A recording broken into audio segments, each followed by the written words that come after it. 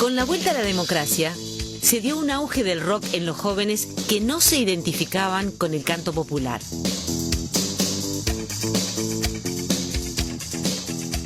Sus principales referentes eran las bandas punk. Ya se habían expresado algunas diferencias entre el público de canto popular y las jóvenes bandas de rock. Un hecho a destacar fue la actuación de Los Estómagos en Telecataplún en el año 1983. El programa de fin de año, el último programa, antes de Navidad, una cosa así. Nos trataron muy bien, nos llevaron del escenario, nos dieron todo el tiempo del mundo, hicieron muchas tomas. Creo que igual tuvieron,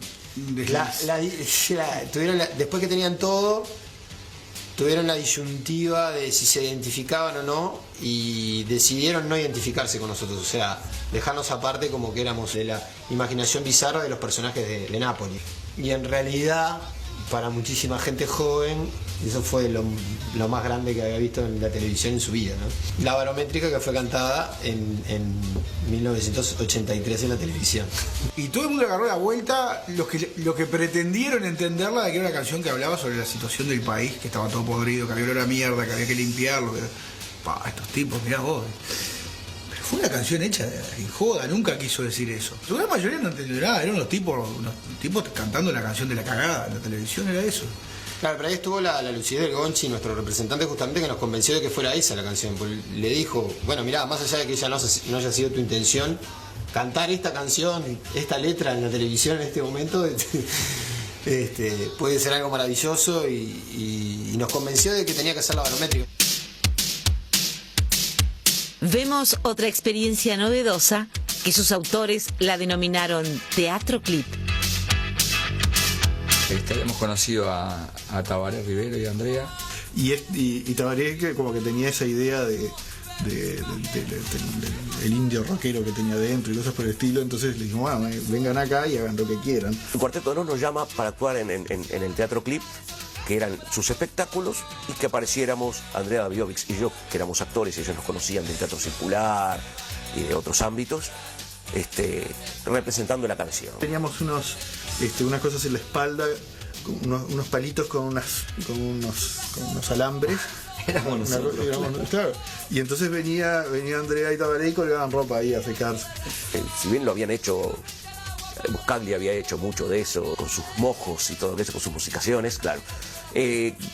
La gente no lo había visto, o sea, la nueva movida del rock, eso era bien original, ¿no? Ahí ya empezamos a tener una especie de público que ya empezábamos a no conocerlos con nombre y apellido, a algunos. A partir del 84 se armó un público más o menos de 100 personas, que eran todos tipos menores en general, la gran mayoría, y nos empezaron a organizar en pocitos en distintos lugares, organizaban fiestas y nos metían a nosotros a tocar. En septiembre de 1984, en un intervalo de esos toques de Los Estómagos, debutan Los Traidores.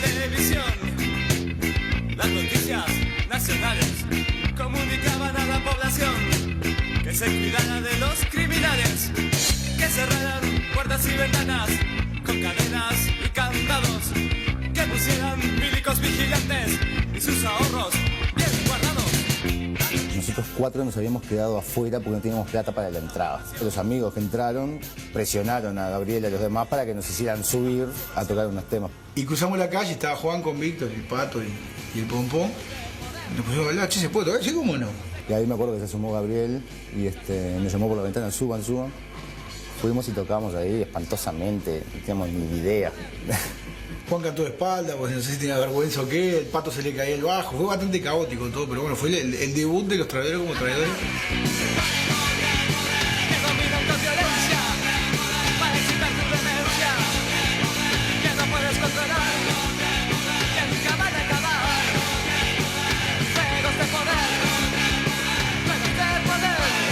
Entonces, el año 84 nosotros entramos en la locura de grabar, de querer grabar un disco, ¿no? Queríamos grabar. Un día Gonchi estaba haciendo dedo y le para en la carretera a Alfonso Carbone, que tenía un programa en la radio, y era había entrado como productor de Palacio de la Música, productor artístico de Palacio de la Música. Además, nosotros ya en el año 84 habíamos cambiado el estilo un poco, ya no era ese punk tan cuadradito, sino que teníamos más pretensiones. Más pretensiones musicales, pero solo pretensiones, porque calidad musical no teníamos. Y nos tuvo un año ahí haciéndonos grabar, y escuchaba hasta que dio con Fuera de Control y dijo, es esta. Fuera de control. Fuera de control. Fuera de control. Fuera de control.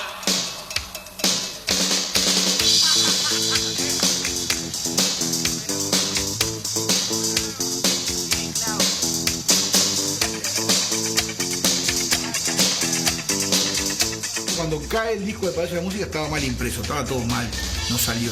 Y recién en el 85 nosotros pudimos grabar. Cuando dijo, bueno, ahora sí está para grabar, le mostramos determinadas canciones, dijo, no me cambien estas, porque además le mostrabas canciones y después cuando ibas a grabar grababas otras.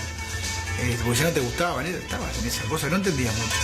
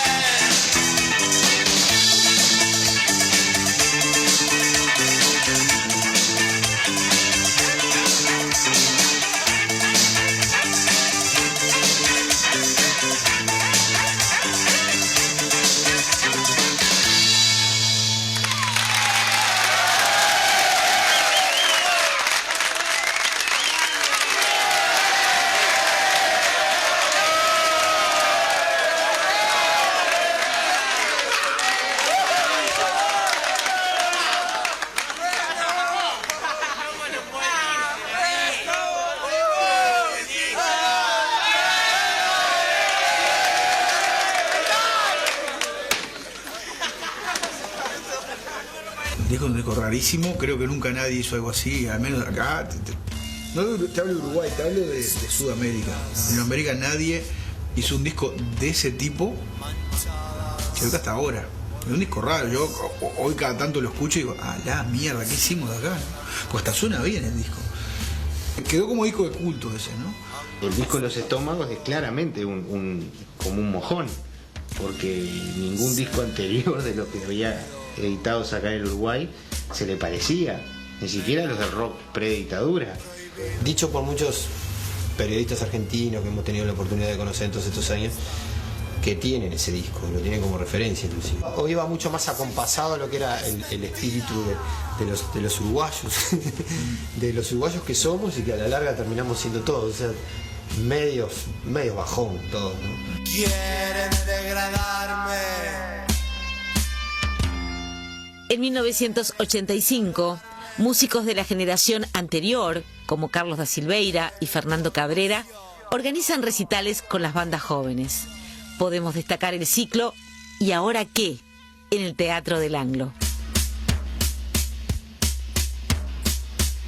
Entonces, cuando surgen nuevas generaciones de músicos, que yo sé que van a pasar por todas las dificultades que yo pasé, o quizá más, porque quizá no van a tener la suerte que yo tuve, siempre intento dar una mano. En esa ocasión nos juntamos con Carlos da Silveira y fuimos a proponer a la Intendencia hacer un ciclo, montar en un teatro y organizar la prensa, todo, que los chiquilines jóvenes a veces no saben bien cómo llegar a los medios, cómo publicitarse, conseguir los equipos, las luces, esto, aquello.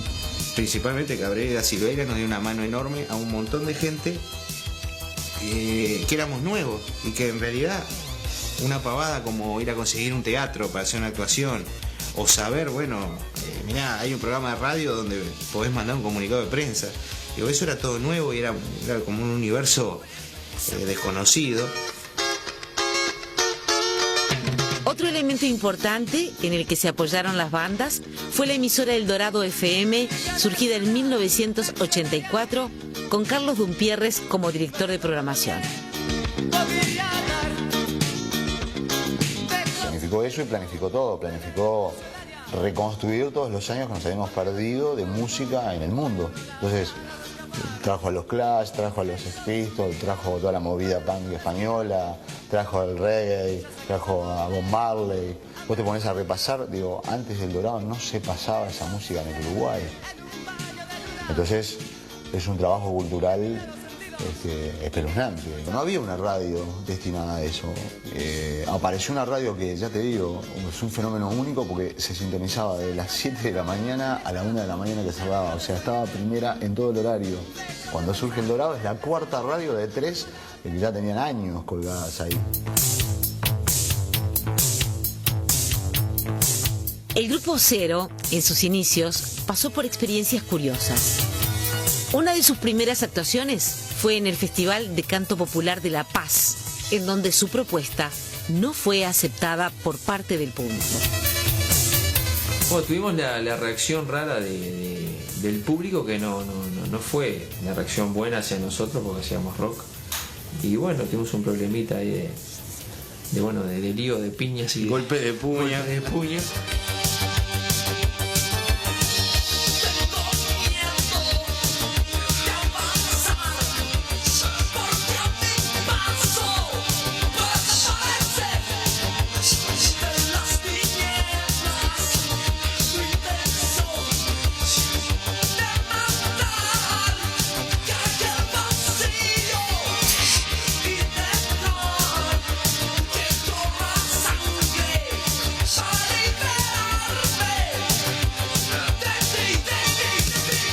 Curiosamente, le sucede lo mismo en una actuación en el Teatro La Candela, junto al grupo de heavy metal Cross.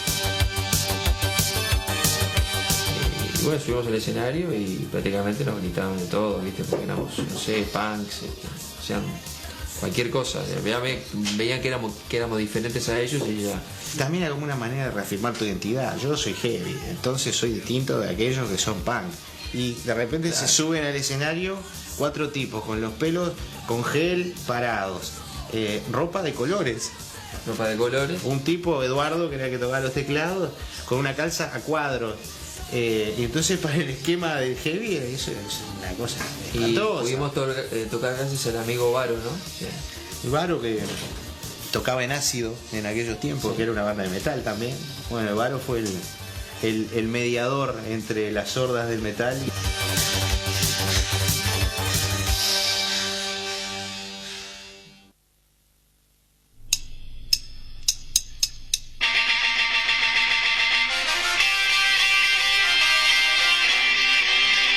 En octubre de 1985, el programa de radio de Alfonso Carbone hace una fiesta en el Club Bohemios, a donde concurrieron 1.500 personas. Tocaron Los Estómagos. Era la primera vez que actuaban para tanta gente. No era lo que pasaba un baile normal, era lo que se estaba pasando en todo el mundo, se pasó ese día ahí adentro. Más todos los clásicos del punk y la New Wave, bueno, y la banda eran los Estómagos. Pero fue la primera vez que tocamos para tanta gente que iba a por la música. No solo de la banda, sino a escuchar la música. El baile ese del Bohemio fue el puntapié inicial de toda la movida esa de mediados de los 80. Sí, yo creo ahí fue cuando arrancó todo la cosa, porque ahí estaban todos los raros. Ahí ese día estaban todos los panqueques, los todos. Da lo mismo que seas cura, colchonero, rey de bastos, cara dura o polizón. El 12 de diciembre de 1985, Fernando Cabrera organiza como una fiesta en el Parque Villa Biarritz. Me tocaba yo con mi grupo, pero que también invité, que eran bastante desconocidos en ese momento, a, si mal no recuerdo, Los Estómagos, rockcero. Era una especie de mixtura entre los que no pertenecían tanto al canto popular y se acercaban un poco al rock, o fenómenos que se daban más que nada a nivel universitario, como el fenómeno del Cuarteto de Nos, por ejemplo. Es una banda que se estaba tocando, pero que no tocaba. No estaba identificada con el rock. No estaba identificada con nada, digo, estaban como suspendidos en el aire. Que ahí pasó algo fantástico, que era que estaba todo el parque sentado, y cuando nos subimos nosotros se pararon todos. Sí, me acuerdo que empezamos, la primera canción fue Torturador, o sea, había tocado no sé quién, estaba toda la gente, ¿viste? Todo el mundo sentado ahí, y de repente empezamos a tocar Torturador, todo el mundo se paró y se empezó a colgar de todos lados, a saltar. No, fue impresionante. Torturador fue una canción que tocaba el pasado reciente, con la perspectiva de la nueva generación. Ya no era necesaria la comunicación entre líneas.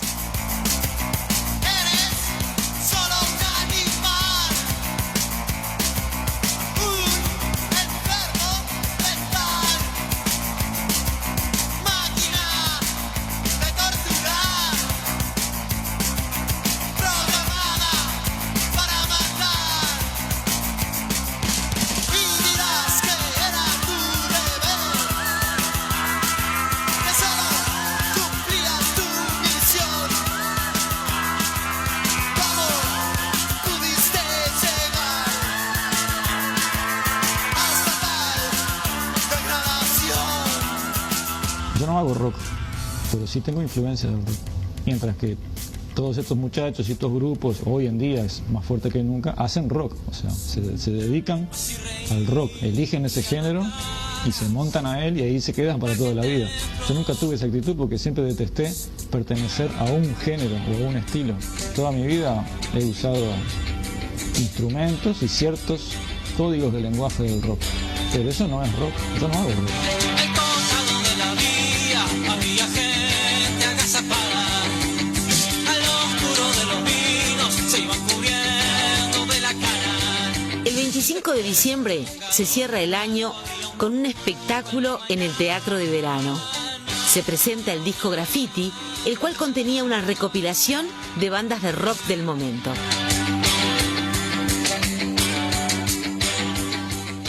Para todas las bandas que grabamos en el Graffiti, era la primera vez que tocábamos en el Teatro Verano.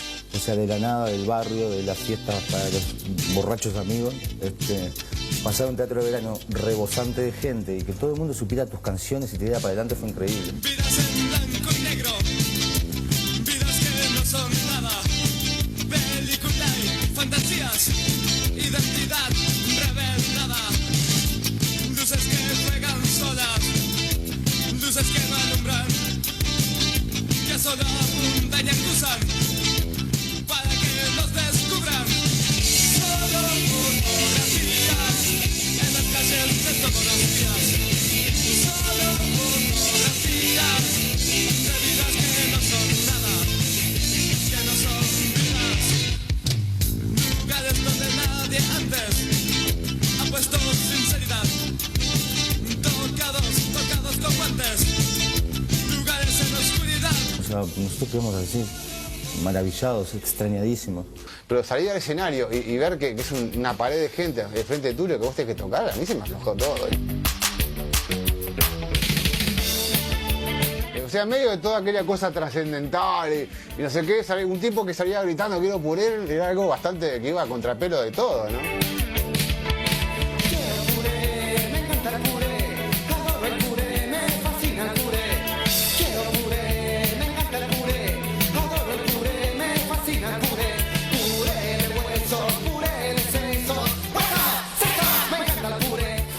Teníamos la pretensión de ser famosos. En realidad queríamos grabar, joder, y ya está, ¿viste? Se terminó.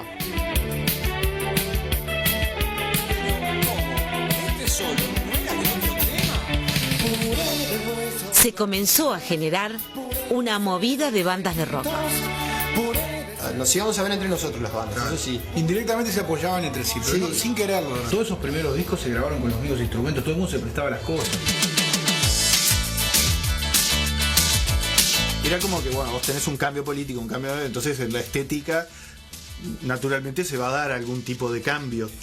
Incluso por parte de ese público rockero había una especie de todo mal con el canto popular, ¿no? Por asociarlo de alguna manera con la dictadura, cuando el canto popular era contrario a la dictadura. Por otro lado, el público canto popular que sobrevivía, porque seguían habiendo un montón de cosas, era adverso al rock, porque decían, no, porque esto es el imperio, no sé, todo ese tipo de cosas. Cuanto a la música, yo estaba como medio desconectado con la música de acá. Yo generalmente me manejé más con la música extranjera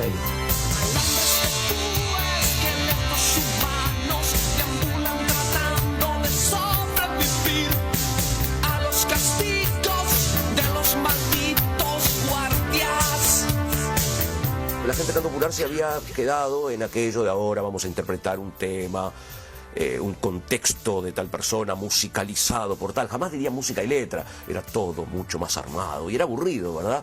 El canto popular creo que tenía dos grandes ramas, ¿no? Por un lado los manijeros y por otro lado los tipos un poco más serios. Pero que había como un movimiento, sí. En cambio, esto era movida, porque eran los estómagos que yo ni los conocía una vez que tocamos juntos en algún lugar y bueno. Y los traidores igual, ¿viste? Nos tocó tocar juntos en un lugar y los conocí ahí. A pesar de que hoy no signifique mucho rock, no defina demasiado, con lo adolescente, con lo juvenil, con la necesidad de pararse diferente frente a lo establecido. Ahí había como una especie de cosa de estética rock and roll. Claro, que nos tenían las pelotas llenas, digo, como que todos los grupitos sacaban fotos, como era, había que hacer así, mirando el piso, ceño fruncido, mirando el piso, mirando para abajo y mirando para arriba, así, camperitas de cuero y cosas así, entonces como que nosotros no nos gustaba ser tan pelotudos. Igual éramos muy pelotudos, pero en la nuestra. Y ahí mandamos, para el graffiti mandamos la foto esa, que es la foto del medio 15 de mi madre. Claro. Montadas en sus máquinas de coser se ven llegar 5 viejas por el cruel. A partir de ese momento, el cuarteto de Nos comienza a adoptar una vestimenta muy particular. Una ropa que tenía de mi abuela, que un día nos la pusimos, no me acuerdo cuál fue el primer recital en realidad que usé. No estaba tan claro que fuera de vieja, era una cosa medio como de mujer, medio vieja, medio decadente, no sé qué. Y después como que lo terminamos un poco de vestido de negro. Sí, que era de negro, que era...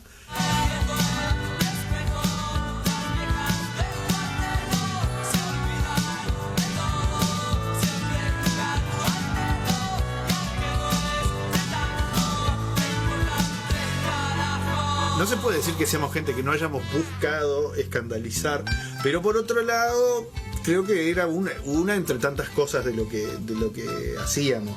En el mundo de la cultura uruguaya hay una especie de consenso de que nuestra cultura es tal cosa, tal cosa, tal cosa, tal cosa y tal otra, nosotros somos eso, y yo no estoy de acuerdo. Fue lo que pasó en Inglaterra, que de alguna manera pasó acá. La juventud no tenía un mango. Los tipos de rock sinfónico estaban armando espectáculos que salían 30 millones de dólares con vestuario, ¿viste? Con bailarinas, con iluminación, no sé qué, robótica, cosas por el estilo. Y la realidad de la juventud era que no tenían un mango ni para pagar una entrada para verlos. Y ahí fue que surgió el fenómeno del punk rock. O sea, ¿qué hacían los tipos? No sabemos tocar, no sabemos hacer nada. Hacemos un grupo, le pegamos a las cosas y tocamos los pubs. Y listo. Musicalmente sí, hay una característica de la movida esa del 85, de varios grupos, de cierta elementalidad. En algunos casos porque tenían buen criterio, pero fundamentalmente, en muchos casos porque no sabían más, digamos. Había muchos grupos que los veías tocar y decían, claro, estos saben tocar esto nomás. Nosotros que éramos muy mala gente, que hacemos ese tipo de comentarios. Quizás había una punta de iceberg de estribillos diciendo cosas como estamos mal o no sé cómo te acuerdas. Y todos los grupos de rock aparte hablaban de tú y todas esas cosas, se ve que eran todos de Rocha. Y cuando el mundo no me da bola ninguna, yo me vuelo en el escondite a la luna. Tengo que aterrizar y no sé cómo hacer. Tengo que trabajar para poder comer. Por boulevard con ropa de mujer. Y cuando el mundo no me da cariño alguno, me convierto en un puntista de B1. Yo pedí la sala del Teatro Circular para hacer un concierto simplemente para mis amigos y para la gente del Teatro Circular. Yo formaba parte del elenco de ahí. Entonces me ponía una caravana grande, me disfrazaba de rockero con una campera de cuero. Me disfrazaba, digo, porque yo aún tenía mi barba larga y no el aspecto New Wave que ya se venía. Era una especie de café concert que hacíamos y le tomábamos el pelo al canto popular, su cosa tan preestablecida y tan dogmática. Y también nos reíamos del rock. Pero había mucho de eso, del café concert, inclusive nos metíamos con el público me gritaba algo y yo respondía. Si alguien me gritaba afeitate, yo usaba afeitate, punk, peludo, yo casi podía responder callate, estúpido. Y la gente aplaudía. Hoy, quiero decir, eso fue en el 85, yo creo que 2 años más tarde, si yo le llegaba a gritar a alguno callate, estúpido, probablemente se subía arriba del escenario y me tirara para abajo. Había un poco de franquicias, todos grababan en esa época, ¿no?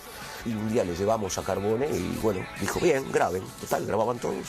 Y acordate de Barral cuando estaba todo mal, con la esperanza de que en el público alguien viniera y me dijera, vos viviste esa época. Y hasta también, ya te digo, hasta entrado a los 90, nadie me dijo nada. Acordate de Barral cuando estaba todo mal y tocaba en días de blues. En aquello baile de antes reventaban los parlantes y los Genesis, Jesús. Rebeldía, todo el día, esto era el rock and roll. Tengo un amigo que me criticó mucho esa letra y yo prácticamente me peleé con él, porque no entendía que el rock and roll era rebeldía y yo creía que toda esa movida. También compuse una canción que después decía somos todos subversivos, con esa ingenuidad que después me demostró que ni era rebeldía todo el día el rock and roll, ni éramos todos subversivos, ¿no? Probablemente todo lo contrario. La fantasía un poco era eso, era que con la música podíamos no cambiar el mundo, pero sí hacer fuerza, ¿no? Y bueno, no. Lamentablemente tengo que decir hoy, lamentablemente no. Estuvimos 11 años sepultados en los caños subterráneos del dolor. La dictadura nos ponía mira la periferia, pero el pelo igual creció. Rebeldía, todo el día, sigue siendo el rock and roll.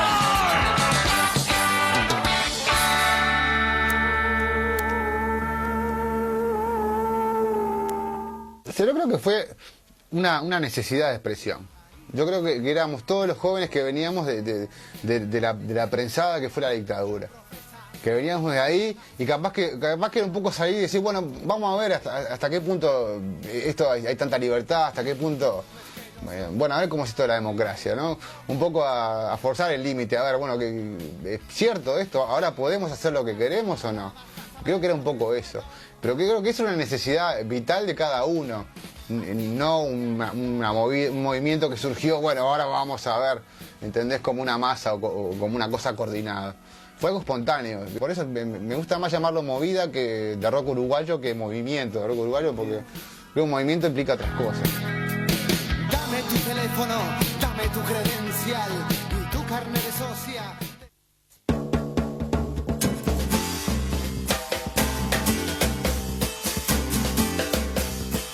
Empiezo a aprender con Jaime en el año 72, cuando lo conozco. Cuando lo conozco empiezo a aprender porque es un libro abierto. Después se va a Europa, porque nosotros le decimos venite, que no sé cuánto, que acá se pueden hacer cosas. Y ahí ya quedamos como grandes amigos. Teorizando y teorizando y teorizando. El punto central en general era la murga. Él decía que él quería cambiar la murga, pero hacer murga. Y yo le decía que yo quería hacer murga canción. Después él vuelve. Me acuerdo que me invita a comer al mercado del puerto y me muestra Adiós Juventud. Adiós Juventud,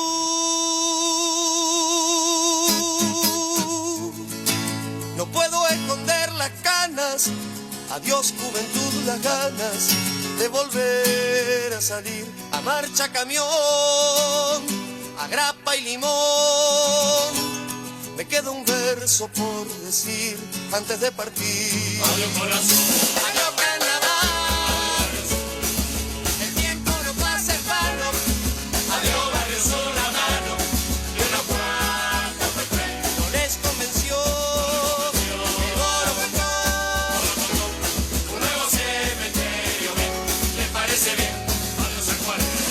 La murga canción, quiero decir, fue la primera que logré grabar con una murga completa.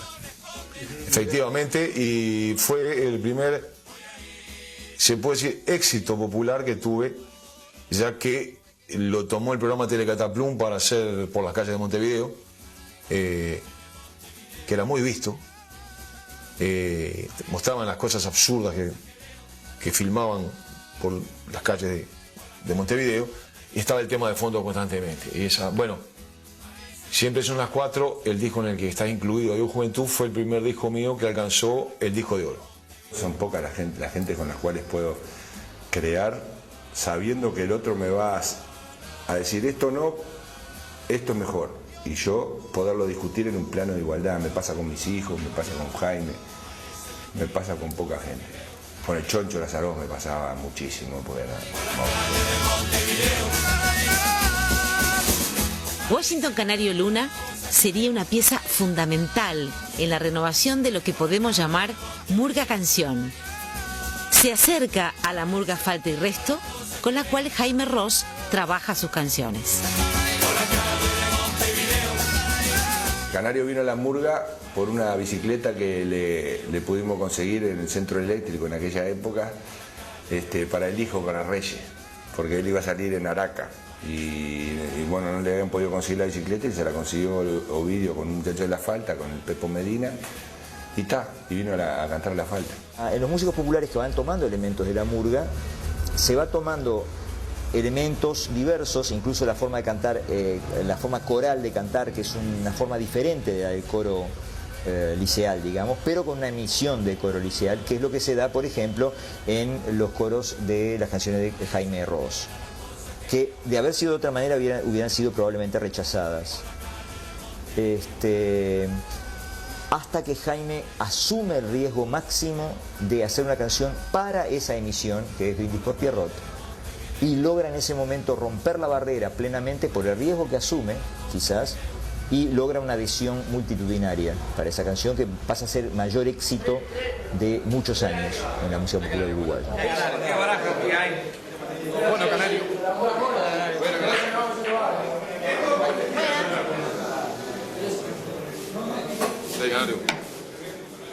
No lo vieron a Molina, que no pisa más el bar. ¿Dónde está la gran muñeca que no trilla el bulevar? Esta noche es de recuerdos, este brindis por Pierrot. Volverás, Mario Benítez, con tu línea más y no. ¿Qué será de los porteños ocupando el Liberáis? ¿Qué dirá la nueva ola empapada de champán? Esta noche es de recuerdos, este brindis por la unión. Ahí está Martín Corena escuchando esta canción.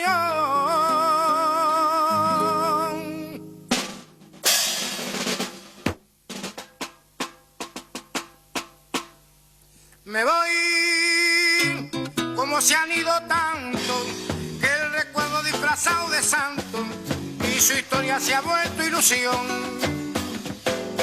Descubro que el dejo de amargura, que ni la mejor partitura le pudo marcar a mi voz. Se van como se han ido tantos, Carnaval le regaló su manto, su estampa se vuelve canción. Se han ido soplando candilejas. Esta noche no tengo ni quejas, sin embargo el que llora soy yo.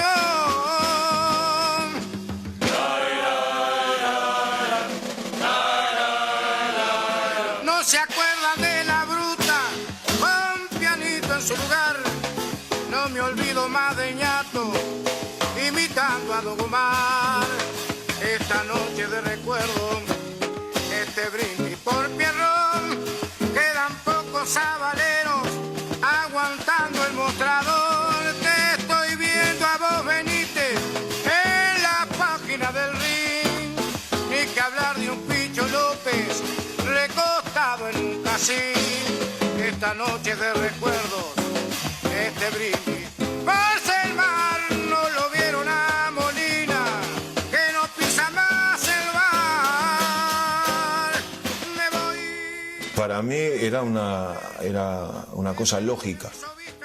Es más, es una canción que al promediar la canción, digamos que de la composición, me di cuenta que era para el Canario Luna, que tenía que ser para él, y ya seguí escribiendo pensando en la voz de él. Y porque el Canario me lo venía pidiendo hacía 4 años. Ese fue el riesgo. Y el Canario Luna hace el lará y larará en Radio Juventud.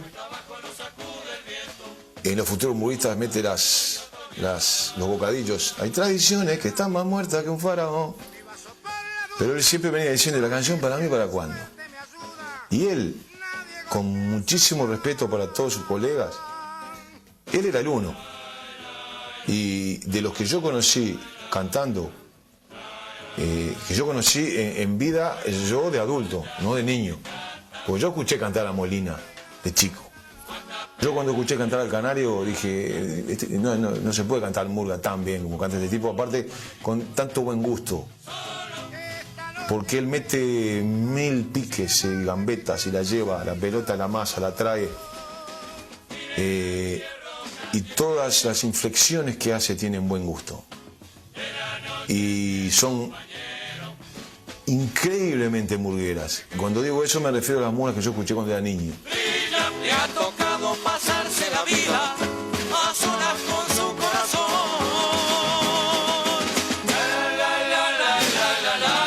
Me largan a la cancha sin preguntarte si quieres entrar. Por si fuera poco, ¡ja! De golero. Toda una vida tapando agujeros. Y si en una de esas salís bueno, se tiran al suelo y te cobran penal. Oigan al payaso que canta, con las penas en su garganta. No, y el Canario, un crack, el Canario nos enseñó todo, la chiquita y la grande de carnaval, porque nosotros éramos bebé de pecho, no sabíamos nada de lo que era carnaval, no teníamos idea. En el mostrador del Fénix, que salíamos del Fénix en Capurro, viene el Canario y me dice, patrón, porque te decía así, patrón, ¿qué pasa, Canario? Ese cumple del tenista no funciona. ¿Y qué hacemos, Canario, si estamos a 7, 8 días de carnaval? Tenemos que hacer el del Gil ese que no tiene murga, me dijo él. Aquel que trajo usted, que no sé cuánto, eso nunca lo vi. Pero ¿te parece, Canario? Vamos a hacer eso, patrón, que eso nunca lo vi. Y bueno, lo hicimos, empezaron a aplaudir y a pararse. Se paraban y nos hicieron cantar de vuelta el cuplé. Nunca más me pasó en mi vida. Es lo mismo que cuando empleo mucha terminología futbolera en determinadas canciones. Busco la poesía del habla popular, la música de la calle, el sonido de la calle. Y eso era lo que hacían los Beatles también. Y lo que resultó muy extraño era que esa canción empezó a sonar en el Cerro y en Carrasco al mismo tiempo. Y uno agarraba el dial y pasaba todas las radios AM, estaba la canción en todas las radios. Era muy raro. Y de repente pasaban, en aquella época no estaban de moda las 4x4, pero pasaban unos jeeps así de gente, bueno, de clase alta se puede decir, por la Rambla, con Brindis por Pierrot al mango.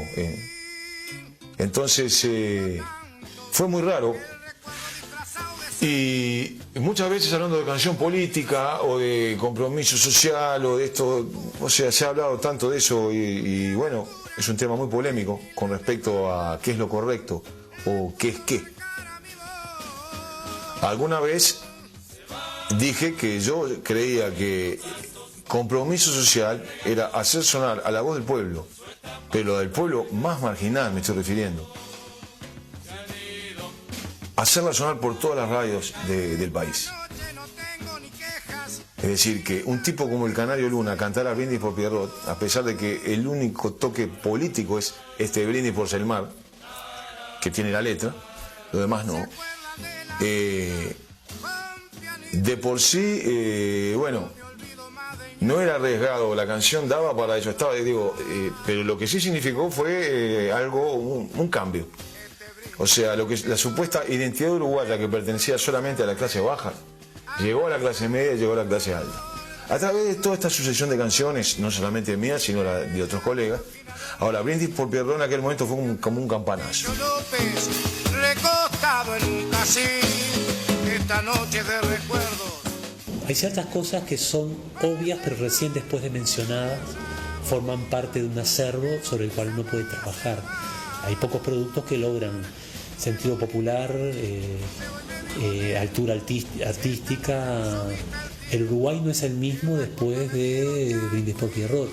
Hasta un gesto de un músico que en el escenario no salta a los rockeros, sino que cierra una canción haciendo el amaque hacia adelante y hacia atrás de un murguista. El timbre de voz del Canario Luna. Que el letrista no se olvide de los versos de Gamero, de beber de alguna copa levantada su salud. El letrista no se olvide, en realidad el toque me lo dio el Dalton Rosarriol. Me dice, Raúl, en un candombaile, me dijo, flaco, que el letrista no se olvide este año de tal cosa. Ahí hay una canción, mire cómo es. Y ahí empezás a llenar, como dicen en inglés, filling the blanks. Empezás a llenar ahí. ¿De qué no se tiene que olvidar el letrista? Y de esto. Lo considero el mejor letrista de murga de los últimos 25 años. Y no solamente de murga, sino de determinado tipo de letra que tenga que ver con la yeca, ya no con la calle. El flaco Raúl es un maestro, es un tipo que admiro muchísimo y con quien tuve ocasión de hacer muchas canciones y varias de ellas resultaron ser muy exitosas. He hecho una búsqueda constante del habla popular porque creo que a veces si la música suena como la música de la esquina, las palabras tienen que ser las palabras de la esquina. Y no alcanza a componer una palabra callejera. El letrista no se olvide de la hinchada del Vasalle, esa que los periodistas titulan parcialidad. Una cosa espectacular, como el tipo puede unir música clásica, rock and roll, tango, murga, con un acorde de guitarra que va para otro lado donde uno normalmente iba, y con calidad, sobre todo swing y mucha rigurosidad. Ese es un aporte muy grande de Jaime, la rigurosidad. Un tipo riguroso al máximo y que se cree de verdad lo que está haciendo. Y que nos enseñó que no hay géneros malos y géneros buenos. Hay música buena, música mala, en todos los géneros. Creo que es una gran enseñanza de Jaime. El letrista no se olvide de los hombres de corbata que quisieron ser murguistas y no fueron a saltar.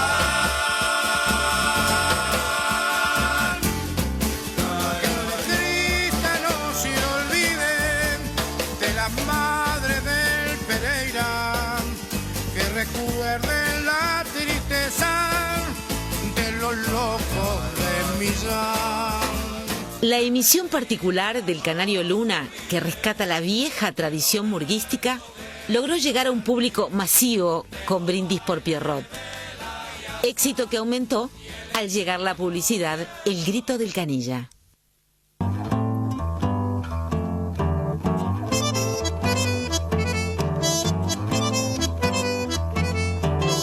La movida de canto popular, que cobró auge a comienzos de la década del 80, comenzó a decaer con la vuelta a la democracia.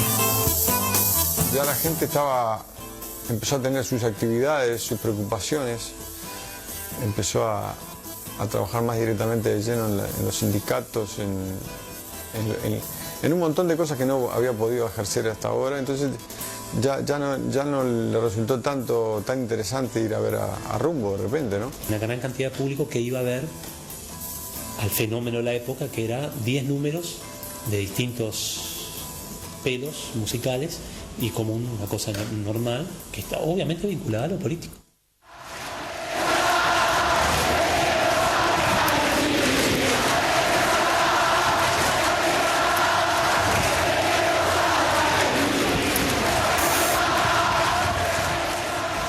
Posteriormente quizás se volvió a la normalidad y estabilizado en lo que es las transnacionales dominando, muy buenos músicos que no tienen muchos, más allá de un par de lugares donde tocar, un país dividido entre capital e interior, con dos circuitos que giran casi sin tocarse, con un gran desconocimiento uno de otro, medios de difusión que muy poco interesados en difundir lo propio y sí de comprar enlatados, tanto visuales como sonoros, que ya les vienen hechos. Salían canciones de los jaguares. Estamos todos en este negocio.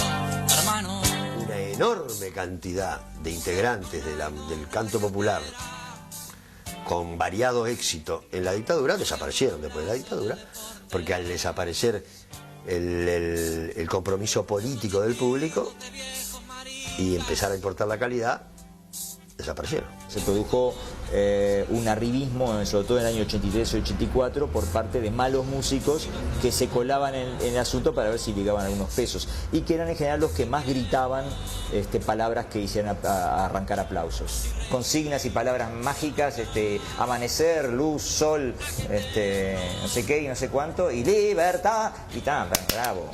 Y se destruía todo el trabajo de refinamiento perceptivo que habías estado haciendo. ¿Para qué hacer milonga de pelo largo si en realidad no necesitabas hacerla? Si pegabas 4 gritos y era lo mismo. Eso quebró mucha gente.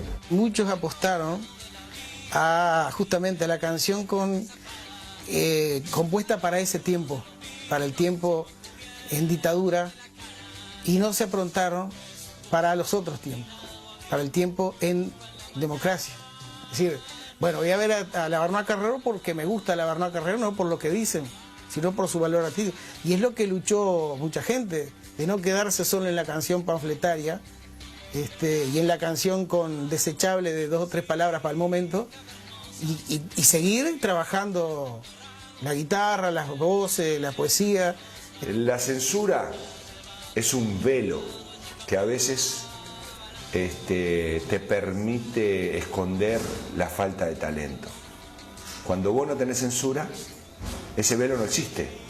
Entonces o tenés talento o te devora el tiempo. Los cantores del exilio volvían manejando prácticamente el mismo repertorio de antes. Eso creo que fue negativo. La gente tenía mucha apetencia en desahogarse y ver a los viejos cantantes. Entonces se empezó a volcar hacia ellos masivamente. Y esto de alguna manera fue bueno por el reencuentro, pero fue malo porque provocó una regresión en el público. Nosotros fue una generación de mucha búsqueda y de procurar abrir nuevos caminos en el formato de la canción. No se han repetido los fenómenos de los Maslía o mismo de Cabrera, que había una búsqueda de romper la canción y hacer otra cosa y buscarle otras formas a la canción. Hoy en día se toca mucho mejor que en aquella época, hay mucha gente mucho más solvente. No encuentro que haya interés en ese camino que nosotros hacíamos. Son etapas, digo, no la hay ahora, capaz que se está gestando. En el capítulo siguiente, algunos músicos de generaciones anteriores elaboran nuevas propuestas. La movida joven de rock vive su momento de mayor auge en 1986, con el primer Montevideo Rock. La opción por el rock tenía sus críticas en el momento.